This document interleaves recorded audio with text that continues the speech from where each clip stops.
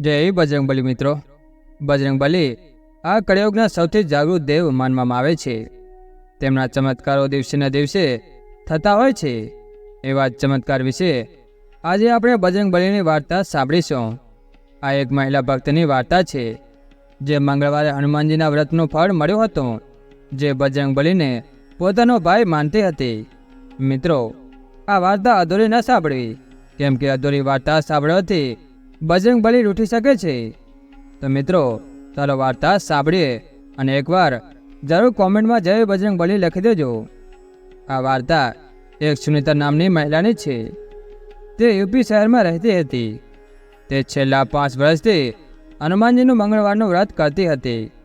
હનુમાન દાદાને તેમના ભાઈ તરીકે માનતી હતી અને દર વર્ષે રક્ષાબંધનના દિવસે હનુમાન દાદાના મંદિરમાં જઈને તેમને રાખડી પણ અર્પણ કરતી હતી।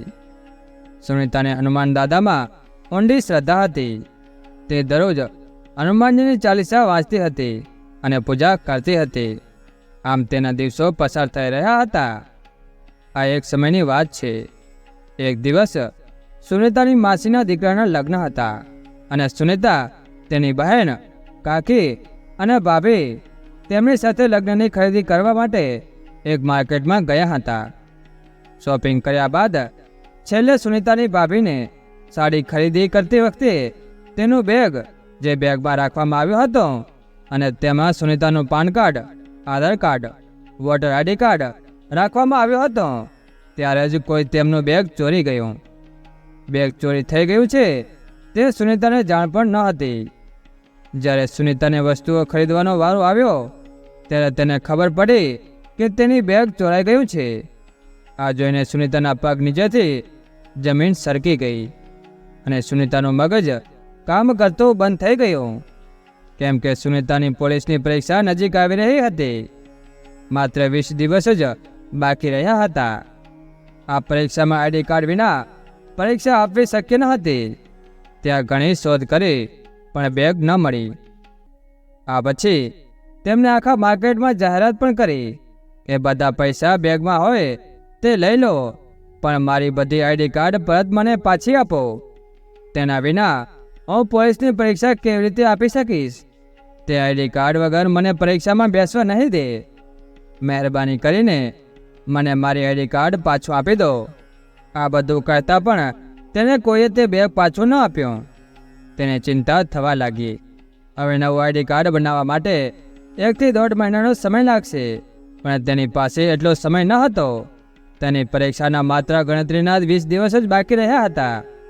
હવે તેને શું કરવું કે શું ન કરવું તેને કશી ખબર પડતી ન હતી। તે સમયે સુનીતાને હનુમાનજી યાદ ન આવ્યા, કારણ કે તેનું મન શૂન્ય થઈ ગયું હતું। તેના મગજમાં ટેન્શન ઘણું હતું।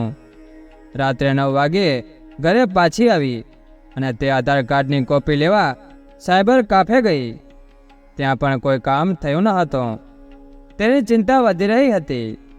તે પછી રાત્રે 9:30 વાગ્યે તે પોલીસ સ્ટેશન ગઈ। તે વિચારતી હતી કે જો તેઓ અરજી પર સ્ટેમ્પ લગાવશે તો તે પોલીસ પરીક્ષામાં બેસી શકશે, પરંતુ એવું ન થયું। પોલીસવાળાએ સુનીતાને કહ્યું કે આજે તમારું કામ નહીં થાય, કાલે બપોરે આવજો। આ સાંભળી તે નિરાશ થઈ અને તેના ઘરે પાછી ગઈ। સુનીતા આખી રાત રડતી હતી। તેને ઊંઘ ન આવી। તેને આખી રાત રડતા રડતા વિતાવી। પછી કોઈક રીતે આખી રાત પસાર કરી અને સવારે 4 વાગ્યાની આસપાસ સૂઈ ગઈ અને 2 કલાક સૂતા પછી સવારે 6 વાગે પાછી જાગી ગઈ।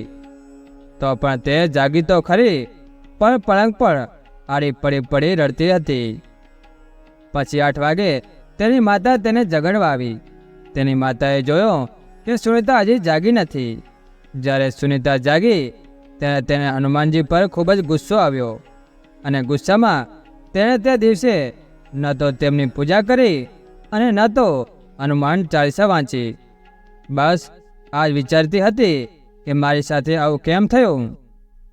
થોડી વાર પછી સુનીતાએ બજરંગબલીને કહ્યું કે જ્યાં સુધી મને મારા બધા આઈડી કાર્ડ નહીં મળે ત્યાં સુધી હું કંઈ ખાઈશ નહીં। એમ સાચા હૃદયથી હનુમાનજીને પ્રાર્થના કરવા લાગી। આટલું બોલ્યાને 1 કલાક પછી જ એક મહિલાએ સુનીતાના ઘરનો દરવાજો ખખડાવ્યો. સુનીતા દરવાજો ખોલવા ગઈ ત્યાં એક મહિલા ઊભી હતી. તે મહિલાએ કહ્યું, મારે સુનીતા નામની એક છોકરીને મળવું છે. ત્યારે સુનીતાએ કહ્યું કે મારું નામ જ સુનીતા છે, કહો તમારે શું કામ છે?